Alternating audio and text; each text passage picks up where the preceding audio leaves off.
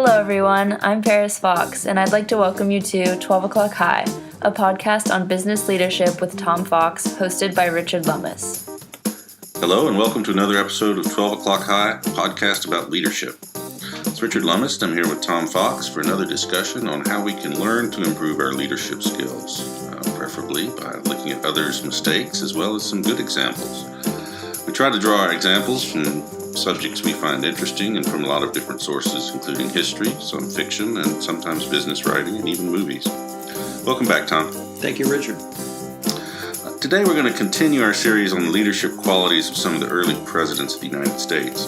Today's topic is John Adams, our second president. For those interested, the standard biography is probably the one by David McCullough, cleverly titled John Adams, which won the Pulitzer Prize. Adams the Elder had a very lengthy and eventful public career beginning in the late 1760s. He first came to national prominence as the legal counsel who defended the British officer and soldiers involved in the Boston Massacre, 1770. His presidency also and his leadership during the Revolution are also going to be topics we'll touch on during this podcast. Tom, what lessons do you think we can learn from John Adams that are applicable to leadership today? So I do have to start off by talking about McCullough's biography, because if you haven't read it, it's a fabulous book. It's a fabulous read. It opened up a world to me that I had not focused on, which was New England in the pre-revolution and not simply Boston. And also I just have to mention the love affair that came across between Adams and his wife. I was not really aware that the love affair between she and her husband throughout, and she was his number one confidant. So if you have a chance to read the McCullough cleverly titled work, John Adams, I would encourage you to do so. Lots to really talk about. Some of the things that leadership skills that I observed in my research for this podcast, Richard, was that Adams did not operate in a bubble, and he sought counsel from others. And we saw this, I thought, most particularly in his leadership in the revolutionary, I can't remember the title, it wasn't Revolutionary Council, but he was a part of the group that led the Revolutionary Congress after 1775 and forward, and led the war effort. And that included obviously the appointment of Washington, but also financial health of the colonies, the logistical support for the war, writing of laws for the state of Massachusetts. He was governor of the state of Massachusetts. Just a wide variety of work in the revolutionary government part. He was not a soldier. I would not have said he was a statesman. He was something else. But the leadership skills that he brought to bear, where he always utilized others, always sought counsel from others. He's famous for saying facts are a stubborn thing, and particularly around the Boston Massacre. As a legal, with my legal training, he was one of the true heroes of the legal profession for defending the officer who's alleged to have given the order to fire that led to the Boston Massacre. And he successfully defended that officer from a charge brought by the Commonwealth of Massachusetts at the time.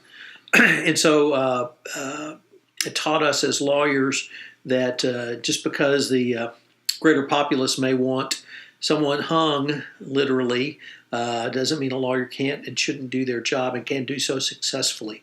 And that if you put 12 people in the box, i.e. the jury, that they will, if presented with facts, come around to the right answer. So that was really kind of an early leadership lesson. I know you had a really interesting alternative view of that you had taken in or determined in some research. So I might let you share with that, because I hadn't heard it, and frankly, I think it's a fascinating story on at least that part of his career as counsel for the British officer who was led the British troops in the Boston Massacre.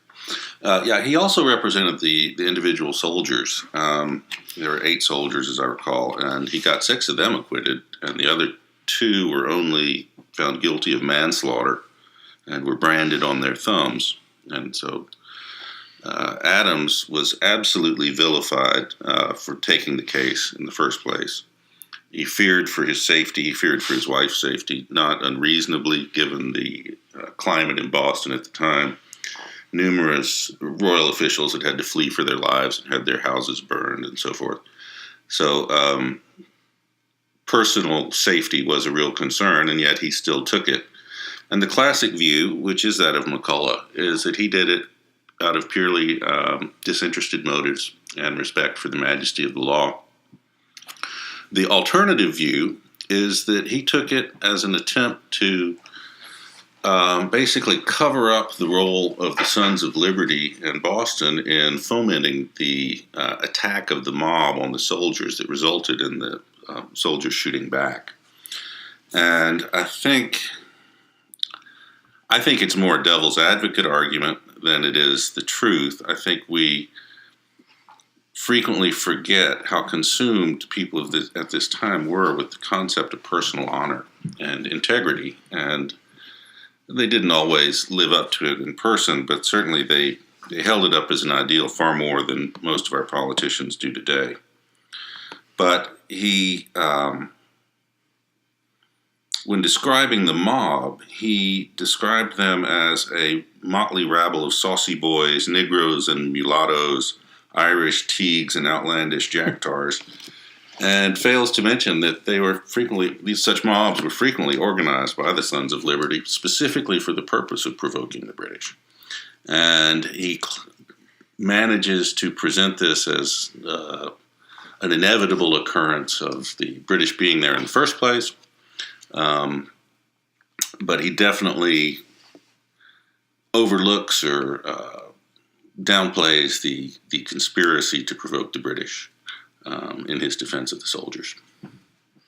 I misnamed his wife. It was Abigail Adams, not Dolly Adams. So I apologize for that. But one of the interesting quotes from Adams himself was that really it showed the strength of his leadership, reflected the strength of his marriage. And he said it was the paradox, or McCullough said rather, it was a paradox of their lives. As much as the public role kept them apart, Adams always needed to be with Abigail and she with him. They would never become accustomed to being separated. So as a happily married man, I'm certainly pleased to read that. Another leadership lesson is the ability to see or the ability to see in others abilities, recognizing talent. Washington, it was Adams who was the first to submit Washington's name for the General of the Continental Army. It was actually Adams who recruited Thomas Jefferson to draft the Declaration of Independence, and he asked Benjamin Franklin to help edit that document. So I realize that when you have that kind of team together or that kind of talent, it may be obvious. Nevertheless, putting the right people in the right place, particularly around the writing of the Declaration of Independence, was a key component of what Adams brought to the leadership of the Continental Congress. We talked about perseverance. And he was a farmer. He was a farmer in New England. I can't imagine a more difficult task, frankly, than being a farmer in New England, both from the soil and the climate as well. Nevertheless, he learned perseverance. He was not a particularly good speaker when he began his public career, but he worked. He read books, he read essays, he studied the classics, he studied Cicero, he studied the speeches of Demosthenes, and he practiced those speeches. Now, that was done quite often in that time frame. Because they were great speeches and they were recorded. Nevertheless, he also showed, as we talked about in a little bit earlier podcast on Andrew Jackson, that you can be a self-made man, and that self-matedness, if I can make up that word, can take you to greatness. One of the things that I recall most vividly from the from the Adams presidency was the XYZ affair. And that was an affair took the United States and France to the brink of war. And it was an affair where certain American sailors were captured, and that Adams had to walk a very fine line between the Federalists who were clamoring for war, the Democratic Republicans led by Jefferson who wanted to have more friendly relations with the French, really to counteract the British. And the lesson I drew from that was not only could Adams navigate a particularly treacherous or multifaceted crisis, but he could see the big picture. And I think he could see that really America's future lay with a closer relationship with Britain, even though he had been condemned by the British to be hanged if they had won the war. And certainly we had another war upcoming with the British just a few years after his presidency ended. Nevertheless, he was able to see the larger picture and kept the United States out of war. So anything that you saw in either of those two events that you thought granted or looked to leadership lessons, Richard? Yeah, I think that I think you're right about the relationship with France. The French were impressing American sailors, so were the British. But he recognized correctly that the young republic was in no shape to fight a war with either. And I think one of the things that he was doing here was drawing on the well of respect that he had built up during that period in his service for the Revolutionary Congress, that people did respect his judgment based on his past performance. And going back to your point about his recognizing talent, a couple of things. One was his appointment, or his pushing for the appointment of George Washington. A lot of people were angling and pushing very hard to become head of the Continental Army. Washington was not. He was always very diffident about it. So in a way, for Adams to get him appointed was even more remarkable than it might appear at first glance, because he was pushing back against some very accomplished political actors who wanted the job for themselves. And in his appointment of Jefferson to write the Declaration, I think Adams was a very good communicator. He certainly no slouch as a writer. So I think one thing it shows here is his, I guess, innate modesty, his recognition that someone else was actually better for a job that he could perform quite competently himself. You know, that's a great point because one of the things that we have talked about, I think, consistently as a leader, you need to recognize the talent in others. But if you are a very talented individual, you may, want to do it yourself simply because you can do it more quickly and efficiently. Excuse me. But number two, because of your talent level, you may not find that others really are up to your talent level. And you may, your point, though, I think, was that he recognized Jefferson had the greater talent. And that's an equally important skill to have in having the leadership. In a blog post by Tony Morgan, he had some leadership lessons he learned from John Adams, largely from reading the McCullough biography. And there's a couple that we really haven't highlighted too much, and some that we have. But one I thought was very interesting from the era, which was pay attention to physical health. And that's not something that we have talked about really at all, certainly your own personal health, but the health of a CEO, I think, can really impact a corporation. And without wishing to put the double hex on anyone, but the president of CEO, rather, of United Airlines, Oscar Munoz, he had a heart attack and had to have a heart transplant 1 month after he took over as CEO. And I've wondered what that effect, I've only had one catastrophic injury in my life, and it was simply a few broken bones. I didn't have my chest cracked for a new heart. And the recovery period is quite intensive, and the physical skills that you may have had before that event are going to be very different after the event. So paying attention to physical health and the physical health of a CEO may be an area that boards or CEOs or other leaders need to consider. Adams also was a lifetime learner. And I think you and I probably would accept that title as well. And I'm quite proud of it. On the other hand, it's not something I've striven to do, but it's just something that I do, and I do it because I love doing it. And Adams, I think, showed that. If we could point to his correspondence with Jefferson in the last 15 years of his life, it's now become well known that they corresponded, even though they were bitter political rivals. Part of that was a respect they had for each other as founding fathers, but also I think it was certainly with Adams was an attempt to learn and continue learning, and frankly learning up to the day he died. So always or never stop learning is another very important lesson for leadership. And then finally, when there's a new vision, there'll always be grumbling. And if that's not a truism for leader, I think there are no truisms. So there are going to be people who grumble about change.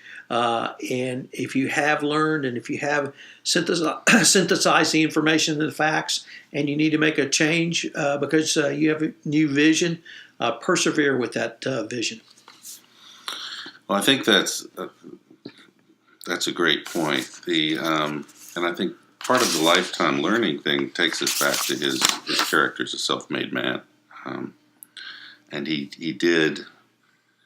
not only had an eye for talented people, but he had an eye for things that he thought he should know, and he had a real diligence about learning them. I think you pointed out his constant striving to improve his speaking skills. So I'd really like to end with a quote from an article that appeared in the Harvard Business Review called Timeless Leadership by Brown and Fryer, where David McCullough, the author we've been talking about, was interviewed. And although this quote was not about Adams, I found it so powerful and ties into so many things that we have discussed in this podcast series. I really wanted to read it.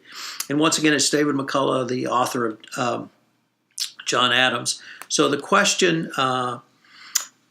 was how to become a certain type of presidential leader. And this was the response: start by listening. And this is the next part that I just fell in love with. If I were teaching a course at the Harvard Business School, I put a lot of emphasis on listening. Listening means asking good questions and taking in what people have to say. Listening also means hearing what people are saying, what's bugging them. And that is really one of the skills we have consistently talked about is good listening. But here McCullough details more than just sitting passively listening. You have to actively listen. You need to ask good questions. You need to hear what people are saying, and more importantly, what they are not saying and what's bugging them. And I recognize this was not about Adams, but I still think it was a great quote, and I just am so pleased that David McCullough talked about listening as a leadership lesson. Yeah. That was an interesting interview. I think that was in Forbes, Harvard Business Review. Yeah, HBR. So, yeah, you might want to look it up if you have a chance. We'll link to it in the show notes. All right. Well, thank you, Tom. It's informative as always. And until next time, this is Richard Lummis with 12 O'Clock High. Thank you. This is Paris Fox again. We hope you enjoyed this episode of 12 O'Clock High, a podcast on business leadership with Tom Fox. If you enjoyed the show, please go to iTunes and rate the podcast. Thank you for listening.